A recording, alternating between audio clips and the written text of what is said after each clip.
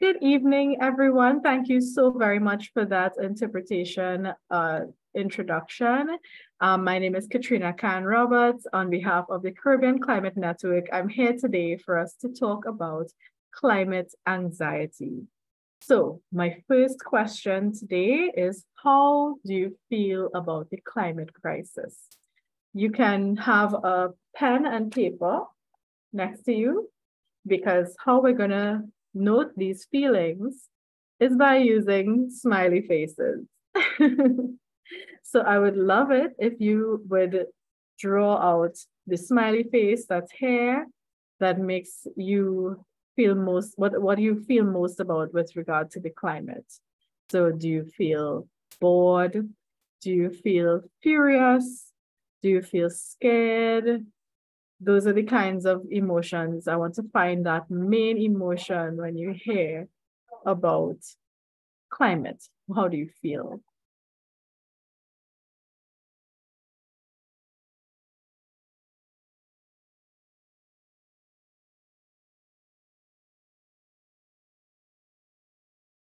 So I'll just give everybody a couple more seconds.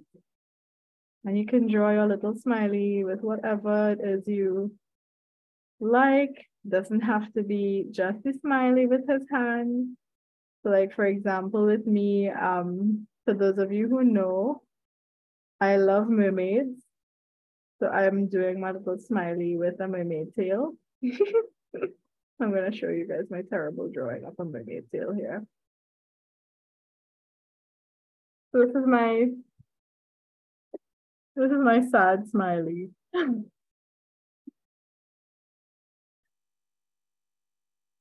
So if you'd like to just put on your videos, if you'd like to share how you feel right now with your little drawing.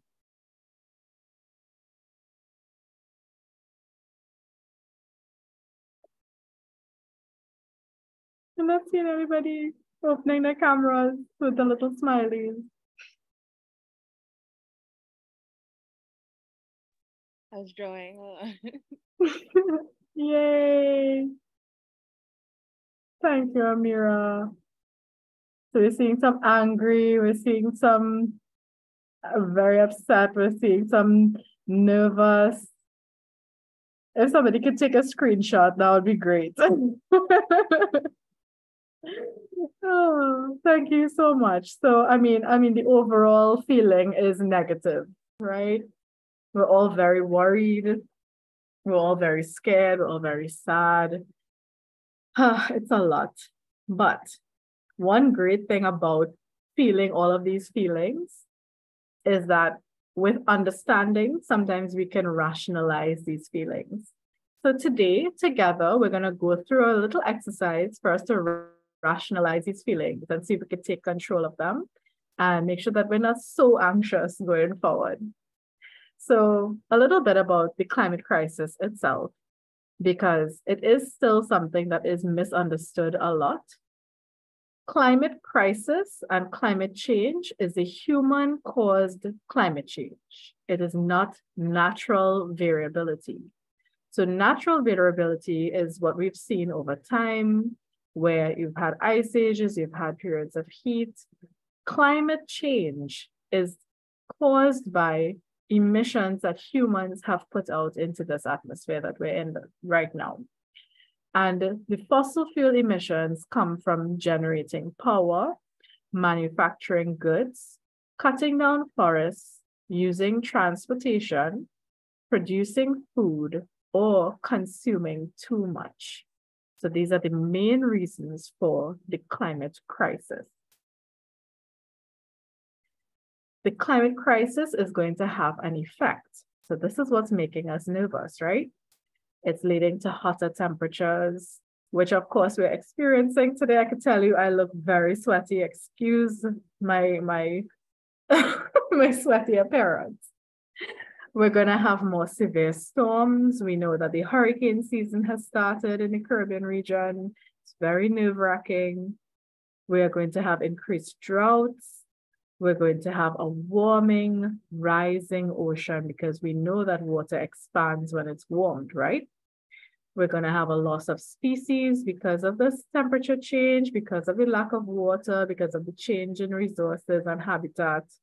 We're not going to have enough food because our food is, of course, dependent on the amount of fertile lands we have. If the sea level is rising, we're going to have less arable land. So it's going to affect our food. And then, of course, we know in most of the region, we have a lot of importation of food. So if we have more hurricanes or droughts or anything like that, it may impact the amount of food that will reach us. We're also going to have more health risks, which we've seen in the last couple of years, especially with vector-borne diseases like from mosquitoes. It has been very scary. And then, of course, we have poverty and displacement, where people are going to have to move around because of all of these things that are happening because of the climate crisis. So, yeah, it is a bit scary, and it is a lot that we're feeling. But in order for us to control these feelings, we can also take control and say, what could I do? Now, by far, we know that the climate crisis is not our fault. In like specifically, it's not our fault, right? We ourselves have a tiny little footprint when it comes to the big organizations that are really the ones at fault for the climate changing, okay? But we each have the responsibility to take care of ourselves. So what we are trying to do now is adapt. So adaptation means taking action to prepare for and adjust to both the current and projected impacts of climate change. So because we know what climate change is, we know the effects of climate change, now we have to prepare ourselves and adapt. So that is where Caribbean Climate Network's last campaign was Adapt Now to Save Lives. But we're moving forward, and CCN is also going to be focused on solutions.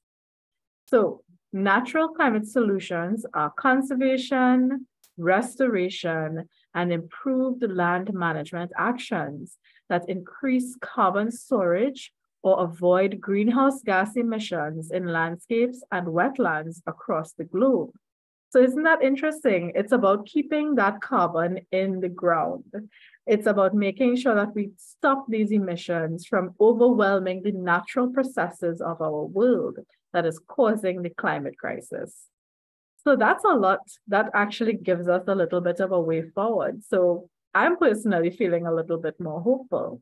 And I know that personally, we've been doing a lot, not just in awareness building and campaigning, but our actions on the ground. And I know that each of you here are also doing actions. So if we think about the past sessions where we talked about adaptation initiatives, what initiatives are being done in your country and how do these make you feel? Hope, relief, ideas, inspired? So I'd love it if anyone would like to share in the chat or open up your mics and share with us a little bit about the adaptation initiatives that are happening in your country. Please feel free to unmute.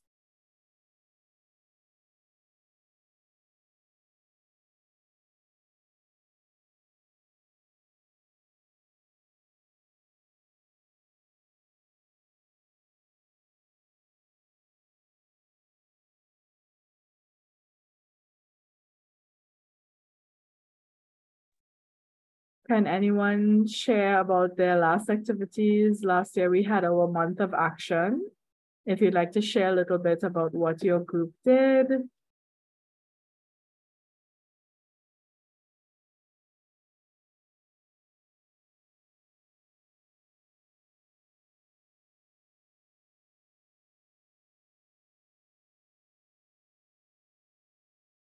Okay, well, I can give you guys an example. So in Trinidad and Tobago, we had our first climate cafe with one of our partners. She organized a space where everyone got together and were able to share stories and talk about solution building in their local communities. And we also had a hike and plant where an area that was devastated by forest fires, they hiked through the area and were able to plant natural trees to that area. in hopes that it would stabilize the soil and reduce the risk of forest fires in the future. So those are great homegrown, community-based adaptation and solution building strategies. Does anyone else want to share?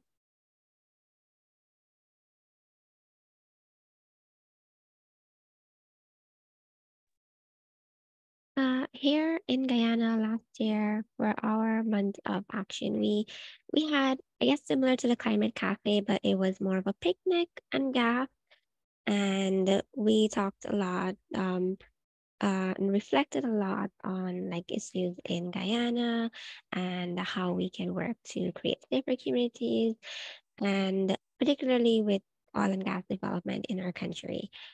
And a part of the exercise or being able to speak with other young persons who also are passionate about caring about the environment.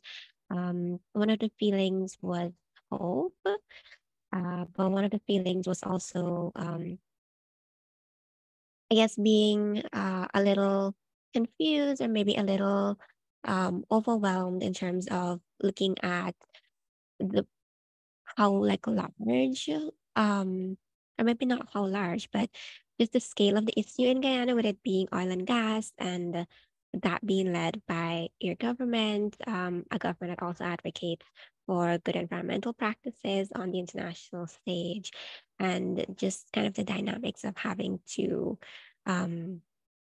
engage with them at that level, but also the dynamics of the people on the ground, kind of um, supporting the oil and gas industry and how it actually economically empowers vulnerable people, and just how to navigate that conversation against an industry that is providing for people but also harmful for the environment.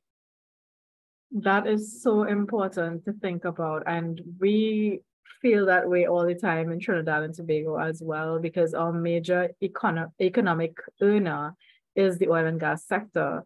So it is really a balancing act because, for example, if you wanted to fund something environmental, it's very difficult to find good, sources of funding, ethical sources of funding. Because how can an oil and gas company fund a climate change solution when they're the ones that are the main factors in contributing to climate change? If you get my drift. Yeah, it's kind of like putting a green paint job over a very old car that's smoking. Or, putting a band-aid over a bullet hole, as we all know that analogy as well. Does anyone else want to share before we move forward? Yes, please go ahead. Hi, maybe not necessarily related to the question, but what you said reminded me of something that happened this weekend. So to celebrate World Environment Day, there was a walk that was coordinated by our Environmental Protection Agency. I didn't attend, so this is coming from a secondary source. However, I did hear that, amongst the environmental agencies, there were also a lot of oil and gas companies that came out in their numbers as like huge contingencies. And I think as a part of the walk, there were a couple of prizes that you could take away as like, largest contingency, like best banner, best chant. And I was told that it was just very ironic seeing, tons of oil and gas companies just present at an Environment Day walk. And I think they also won, or some of them won a few prizes. So it's one of those moments where, as Guyana is now getting into oil, you might see the oil and gas participation in environmental initiatives as, wow, like this is great. However, from an environmental perspective, you're like, this ain't adding up. So I just wanted to share that. Thank you so much. Exactly. That's exactly it. And the thing is, Guyana is now starting this journey.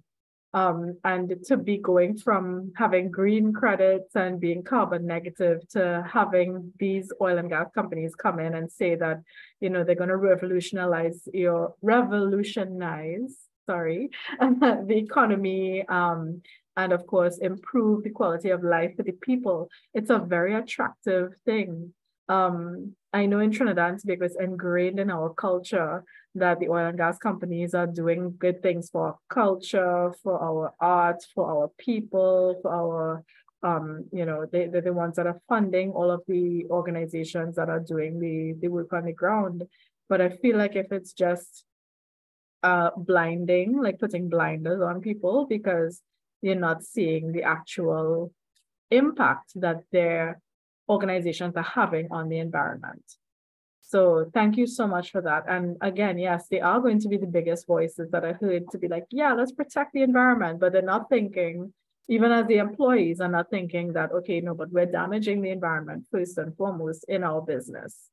It is a very ticklish subject and very political because, I mean, economies have to continue somehow. A lot of the sustainable solutions going forward for businesses, it's just far-fetched to the average person because this is all they know and this is all they want to know.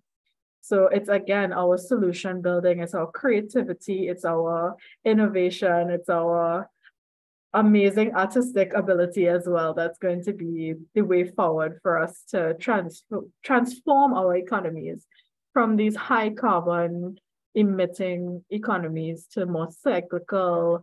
And I think we have so much potential in our Caribbean region. Like, yes, we do have tourism and all our natural resources that we're supposed to be harnessing, right?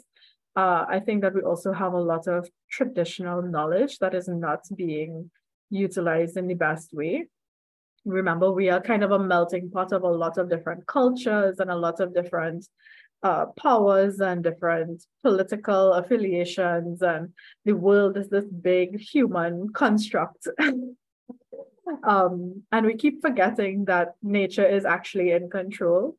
So it's really important for us as humans to just remember to ground ourselves, to remember, reconnect with nature and the environment, and see that we can build solutions together to both undo the harm that we've created by our unsustainable actions, and as well have a very sustainable future ahead with our creativity and innovation. I hope that was inspiring, and I hope I did not hash that message. So I'll go forward unless anybody else has anything to share.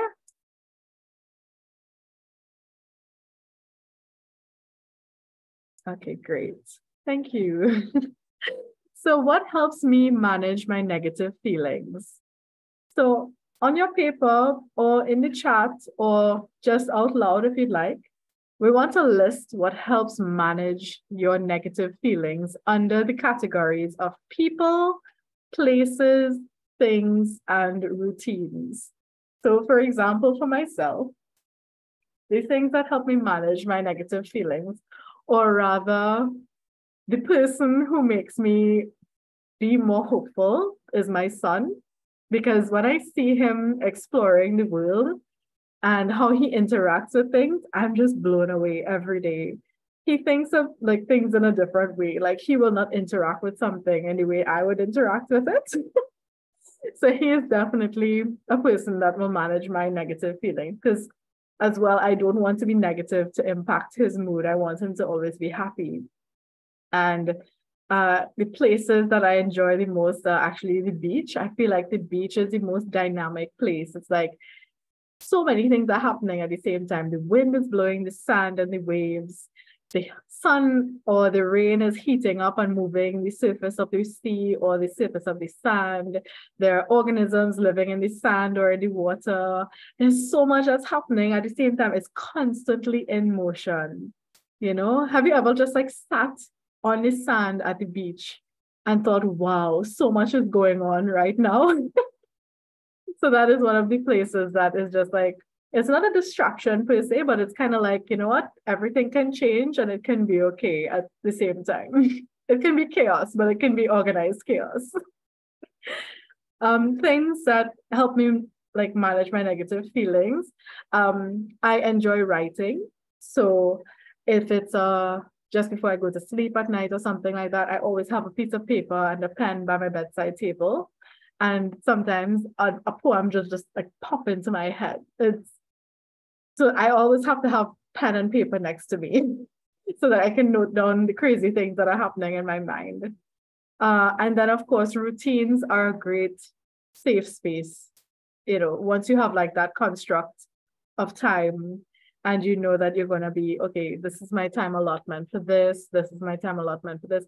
So a routine that I have now is that every hour my phone alarms to remind me to drink water. I know that sounds really like, okay, you need a reminder to drink water, but I really do. And because I'm more hydrated now, and I've been doing this just for a couple of days, I actually do feel a lot better.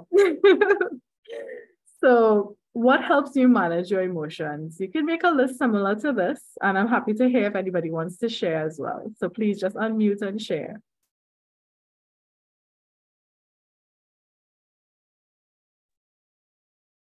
I kind of try to find the positives and everything as well, especially when dealing with my students. I also write, but I don't write poems and stuff. I write like short stories and songs. And I'm a really avid reader, which acts like the perfect distraction from anything that might cause me stress, including any negative feelings toward climate change. So yeah, I think those would be my coping mechanisms. Coping mechanisms, excellent way to name them. Thank you so much. Oh gosh, what kind of books do you like? I read mostly fantasy books, but generally I just whatever looks good. I'm one of those people that judges books by the cover.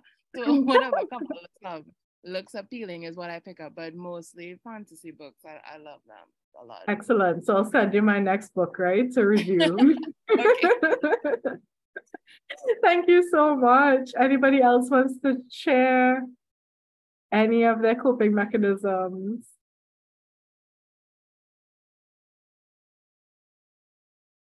Please just unmute and speak.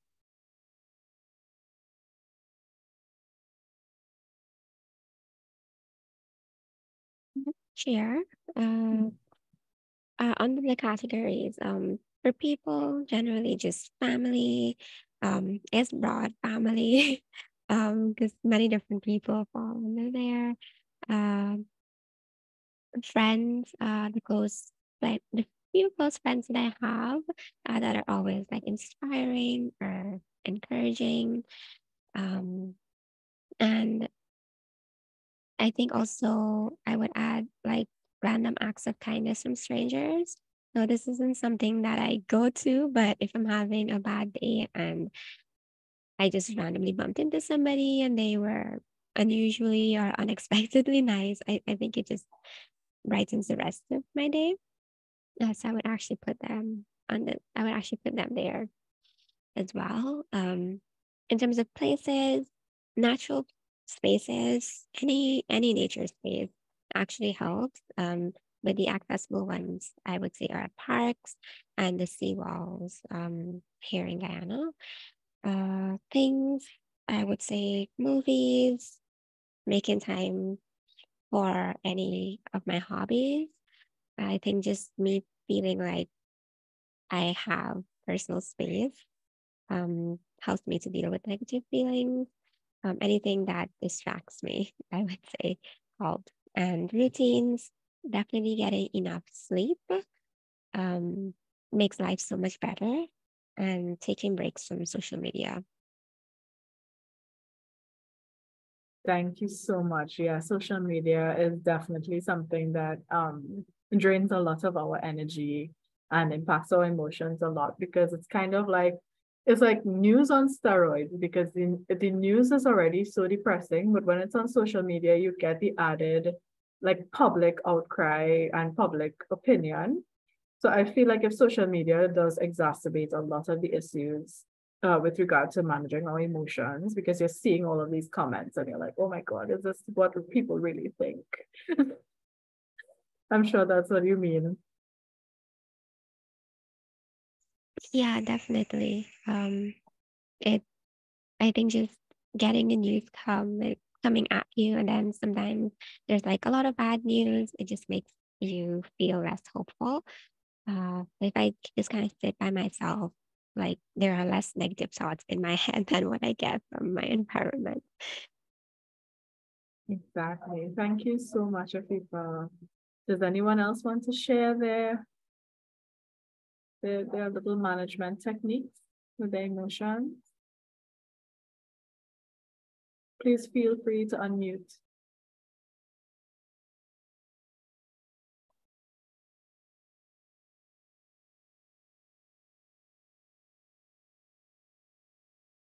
Okay, let's move forward then. And I hope that you noted them down so at least you can review them later. So I wanted to ask, how do you all feel now? We've gone through the entire process. We've gone through our initial feelings of being bombarded by climate crisis. And then we understood what the climate crisis was, what caused it, and then what we are doing about it and how we can cope with those emotions. So how do you feel now compared to your first, my scared little mermaid face? If you can draw how you're feeling now. I feel still a little scared, I think, but I feel a little bit more in control. So I don't see one here, but I'm going to put hopeful.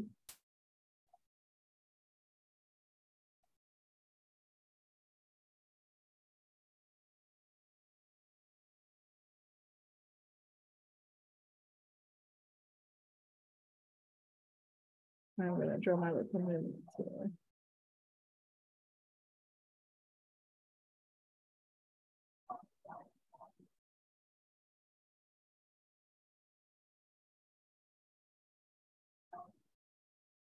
Gosh, I'm supposed to be an artist, but like I cannot draw facial features or like people, so please excuse them. But it's basically like a shoulder shrug, hopeful.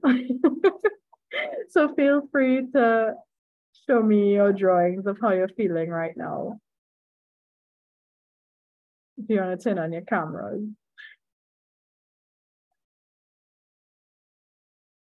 Oh, Mira, yay, a little hopeful face.